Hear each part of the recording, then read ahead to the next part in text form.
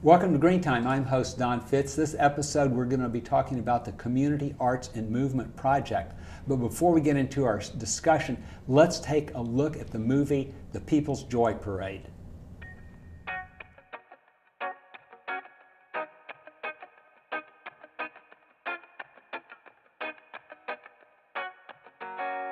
I got to tell you, baby, that's a sweet life down we live. Feels so good, just to get, yeah. I want to tell you, baby, that's a sweet life down we live. Feels so good, just to get, yeah. The idea for the parade sort of just came together spontaneously, since there's a large artist community that works here on Cherokee Street and also in the surrounding neighborhood. And with the Cinco de Mayo festival that has always happened here yearly for quite a while, we just sort of noticed the festival lacked a parade, and so it happened. What I was really inspired by was all the creativity and positive people on Cherokee Street. There's so much diversity. You've got people of all different colors and backgrounds, coming together to do something positive, and so I found that really attractive. There's different art galleries and different, local bakeries. There's terrific restaurants and just a lot of really unique St. Louis flavor all over the street, and I think it's really impressive. Literally the very first time I came on Cherokee Street was at Cinco de Mayo 3 years ago. The very first year they had the People's Joy Parade. And I feel like there was just so much momentum from that parade alone that I can see now even the ripple effect from that one time has caused almost all the people who are involved now to feel that passion and feel that energy.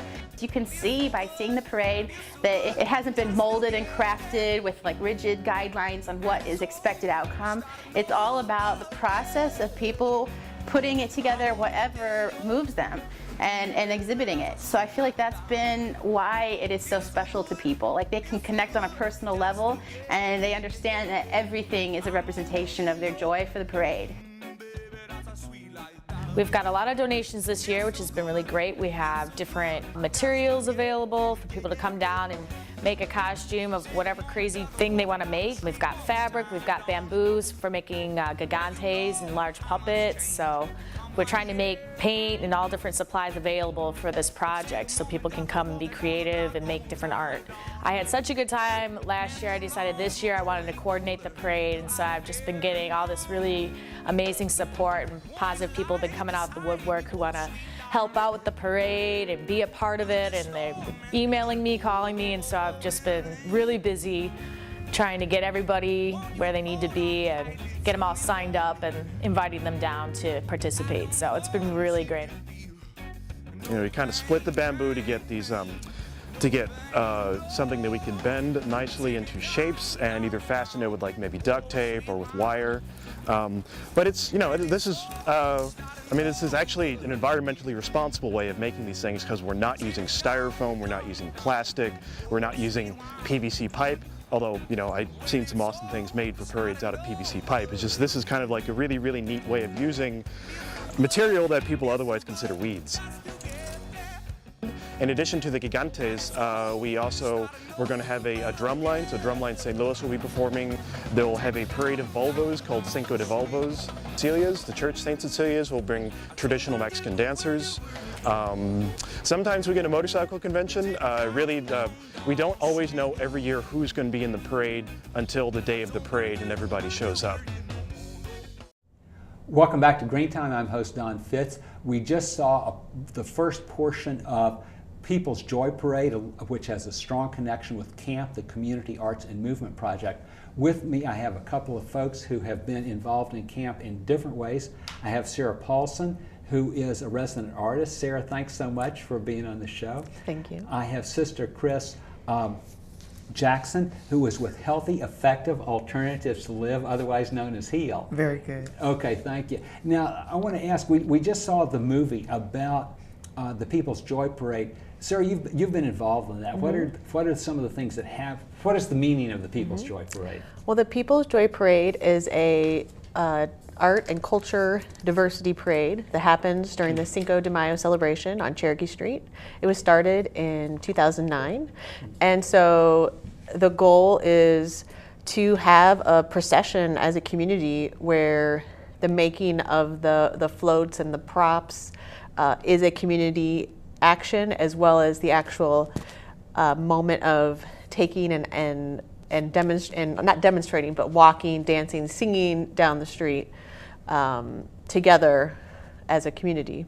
So how many floats do you have from big corporations in St. Louis advertising their products? We have 0 large corporation floats. It's mainly a pedestrian, people-powered, via bikes, via feet, via pets, and then there's also a few floats that are homemade. So if people want to put the work into it, it's a lot of work to make a float, but if people want to get together in their garage or at the camp building or some other place and make a float, they're more than welcome to do that. Yeah, they're more than welcome. People can even show up the day of the parade, and we have costumes, and we have a costume mask making station, so kids can come and get their face painted. They can wear a costume just for that brief moment. And what month is that usually?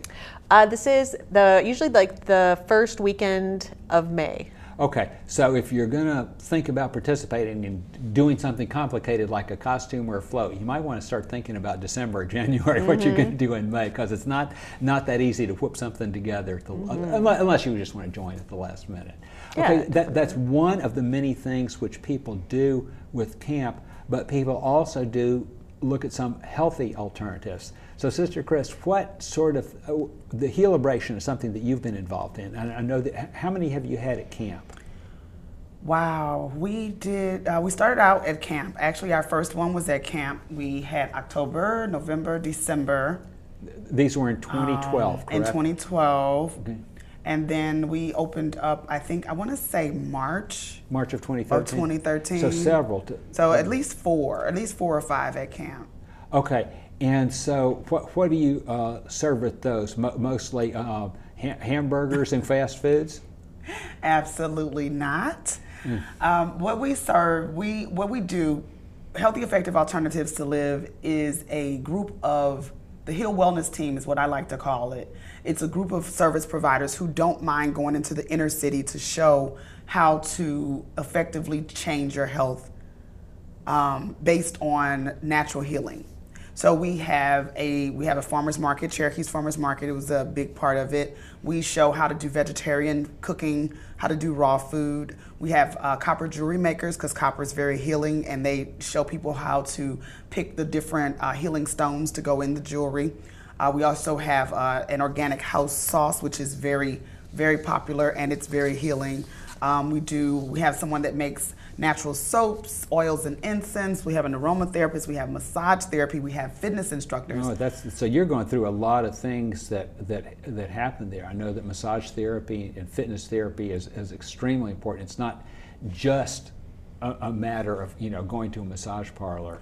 Right. It's going. You might somebody can. Or just eating right, and what you're talking about is a whole range of things. It is. We attack the health problem in this country, or mainly in the inner city. We attack it holistically. We want the whole person to be well. So emotionally, physically, we talk about nutrition. We're talking about exercise. We're talking about healing touch. We even do a little energy work sometimes. We do juices and smoothies. So we're just coming after the whole gamut. Right, and I think that the word alternatives in your title is really clear, because it's very important, because we know what sort of bad foods are out there to eat. They're like almost on every corner. Mm-hmm. Yeah. and then actually doing the eating a much better way is very important to teach people how to do. I know there's cooking classes that have happened at camp too. Yeah. Where children, and so you've been involved in some of those, haven't you? Mm-hmm. And so what age groups of children have come and learned how to cook? Well, the class that I've been going to, I would say the age range from 6 to 15. Okay, so that's a big age range, and is that purely one adult teaching the kids, or do adults ever come with their children? Yeah, there's a couple of volunteers, and then family members, parents, brothers and sisters have shown up to also help teach the cooking, or just to learn some of the techniques. Okay, and what are some of the community, this is one type of community integration, the way that the Community Arts and Movement Project is connected with the community? What are some of the other things that? Well, I think it's great that some of the volunteers are also on the wellness team. So Okay, good. it's kind of a merging of two different, like the artist, the cooker, and then you have our raw foodist and our organic house people. They all go to the cooking classes as well. I think that merging the community like that shows the diversity in the community. Okay, so there's a lot of people from the area who participate both in teaching the kids how to cook and in actually doing it. And I know that one thing that camp used to have at the very beginning, when it started in 2003, was a bicycle shop. Now, is that still going on? Yes. And so children can come and learn how to repair a bicycle. And I can't think of anything which is more environmentally positive and healthy than learning how to bike instead of just waiting until you're old enough to drive. Right. My children used to go to the bike shop.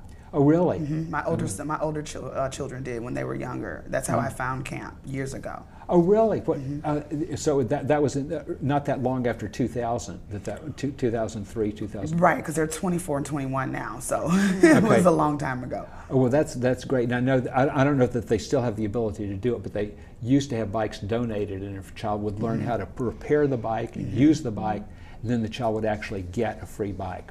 Okay, we are going to take a break, and then we're going to be back and talk a little bit more about camp, and we're actually going to tell the viewer where camp is and how you can get involved. Right now, let's take a break, and we'll be back in just a minute. I'd say there's two things that I undoubtedly love. That's camp and yoga, amongst many, many, many other things that I enjoy. But I have been sharing yoga here at camp for a couple of months now, and I just get so much joy out of sharing yoga, and I'm really, really honored to be a part of camp. And this People's Joy Parade that's going on, I have never been a part of that before, and I was watching a little video from last year when I was visiting my mama last weekend, and I just knew absolutely I had to be a part of it in some little way, shape, or form. So I'm going to try to get a couple hours in today before I go to work, and it's a beautiful day. We're crafting. Okay. Take me down, down, down, sweet one. I don't want you where you know. When it's all starting over again. Feels so good, just to get. When it's all starting over again. Feels so good, just to get. My name is Celia, and I am a St. Louis-based singer-songwriter and performer. I lead the Footbeat sing-along marching group. We head up the Cinco de Mayo parade. I do a wireless pack with my guitar and a microphone, so I get to walk down the road fully amplified so that people can hear me and sing along.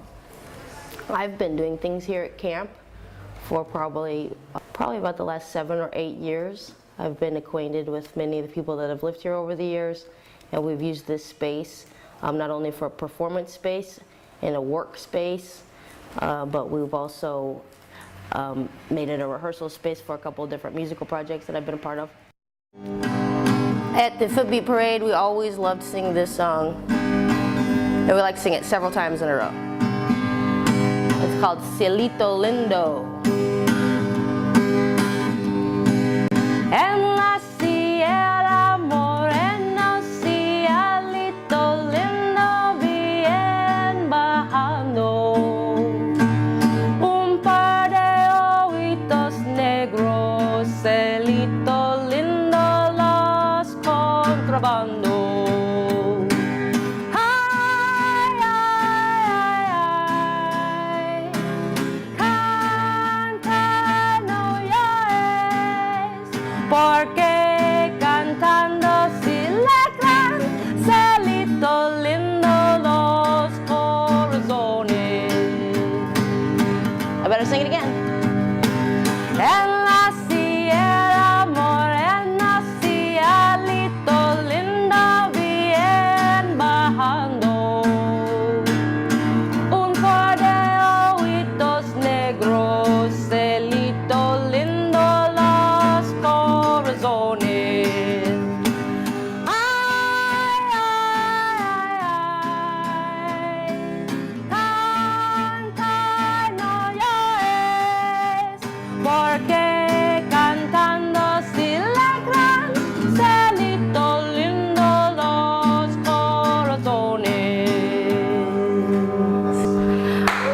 want to tell you guys, thank you very much. I would like to tell you what some of those words mean, because it's very pertinent to the Footbeat mission. Cante no llores. Sing and don't cry, because when you sing, it makes your heart happy. Thank you. Thank you. Cantando sila gran, celito lindo los corazones.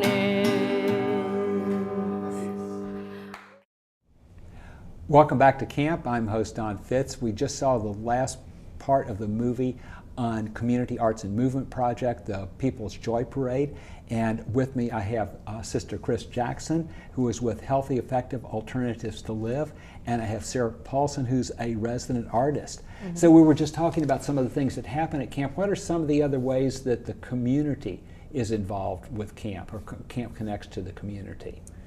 I like the classes at camp. Okay. When I was looking for some fitness classes, I noticed that they had capoeira, yoga, Zumba, all these classes there. What's capoeira and Zumba? Capoeira is a Brazilian martial art. It looks like they're dancing, but they're actually doing defense moves, and it's very healthy to get your balance right. For me, that's what I looked at it for. Yes, it's to get your balance. Balance is really good, because it's very important. I see people when they're doing that, they're on one foot a lot of times, and then they get really low without their bodies hitting the floor, and it's like, wow, how did they do that? So it's a fun way to get fit. Zumba is also a great way to get fit. We have one of our team members doing Zumba classes at camp. And it's just, Zumba is like a party. It's basically you're just following the leader, and you watch them dance, and you do what they do, and you do the same moves over and over again. So it kind of reminds you of aerobics, but you're really dancing, like you're getting it in. And one of the most fun activities at camp a lot of people don't know about is that once every few months we do a bulk mailing for Synthesis Regeneration magazine, and there's few things that are more fun than putting labels on magazines, but that's just one of the many things that, there's just a lot of different things that go on at camp. A lot of different things that go on at camp, and I think it's great for the community that it's a substance-free space.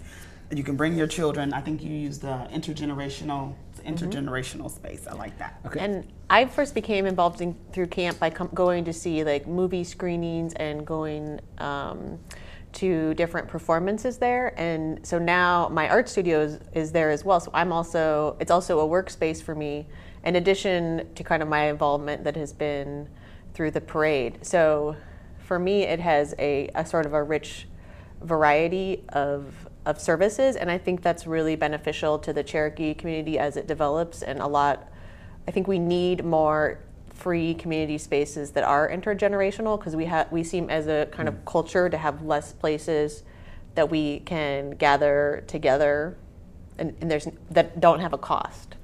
Yeah, and that's something which is really important. And I should point out that when I mentioned bulk mailing, that was sort of, I mean, we do bulk mailing, but we also have a lot of environmental meetings. And so the Gateway Green Alliance is there, and so lots of people use that space for meetings, and which are across the board, but a lot of those meetings end up being talking a lot about environmental topics. Yeah, you know what else I liked about it? When I brought the Hilibration there, it has the separated rooms. So you have the movement room, and that's where we had the capoeira and the Zumba and the hot hula fitness and the yoga. And then you have that middle room, which we actually converted into a marketplace. And then you have the conference room that we actually converted into like a kitchen. And we had speakers in there as well. So we just made a whole big use of the space, and it's huge. Right. It's a lot of space, and if you have something that you really want people to be able to mingle and move around, that's a good space to rent. And one of the things that I wanted to point out is while we've been focusing on the Cherokee Street community, and that really is the focus of camp. Like, I'm from University City, and I come to camp all the time. And so, because I do all sorts of Gateway Green Alliance activities and environmental work there, but what are some of the other ways that camp connects with the larger St. Louis community beyond Cherokee? I think you kind of just answered it. Because you're from U City and you come to camp all the time. I mean, 3022 Cherokee Street, or 3022 through 26 Cherokee Street it's not centrally located. However, it's one of those, I like to think of it like, You have the South Grand area where it's kind of all lit up, and Cherokee's like quickly becoming one of those areas. That's right. Like the Central West End or the U City Loop. So it's just, it kind of meshes the South Side into just like a well-known attraction. That's right. And Sarah, do you think it's fair to say that a lot of artists are seeing the Cherokee Street area as a place where artists can congregate? Yes, definitely. There has been a push of artists to move there, to rent studio spaces.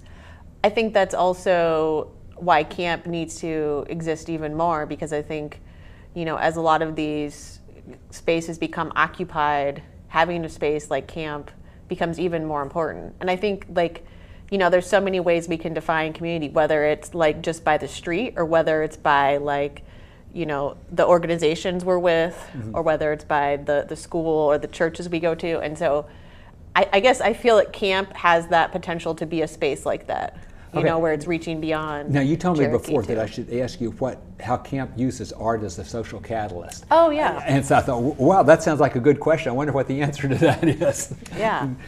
I guess through the parade and through the art classes, I view art as a way of self-expression, a way of learning a skill, a way of connecting with someone, whether it's like student-teacher or whether it's two friends working together. And I think that not only does that build sort of like bonds of community and connection, but I think it also, it can sometimes become like a common goal. Right. So like when we were building floats or building costumes for the parade, you know, we were all energy building and getting excited and kind of cheering for each other and what we were making. And so then, you know, there starts to be this sort of formulation of community that happens during that process. So then when you go to the parade, you know, it's been building. Yeah. Okay, and this is something I absolutely have to ask because we only have a couple of minutes left. Sister Chris, you said that the address of camp is 3022 through 3026 Cherokee. And so what part and that is on what street? Cherokee? Minnesota. Cherokee in Minnesota in South St. Louis. How would somebody get involved in camp if they're excited about this program? And maybe a lot of people have heard about it but really don't know how to get involved. How could people get involved? They could go to the website or I think we have a phone number. Okay, and the phone number for the coordinator for camp is 314-827-1592. Okay, and so that so somebody could call up, and do either of y'all remember the website? Is it campstl.org? I think, yeah, Camp STL. campstl.org, okay, and so that's where we got just a minute left, so I want to ask you, Sister Chris, in just a few seconds, could you tell me what you think the most important experience from camp that you've had has been? Watching people come together and making something huge just happen, just the community involvement, it's been great for me. Sarah Paulsen, I'm going to ask you the same question. What do you think the most important contribution of camp has been over the years of its existence? Well, I love Chris's answer, Sister Chris's answer, and I guess I would add on being community run. The camp is a community space. Okay, I'm really glad that both of you could participate. I want to thank you for coming to the show. I want to thank our viewers for tuning in to this episode of Green Time, and I hope that you tune in the same time next week.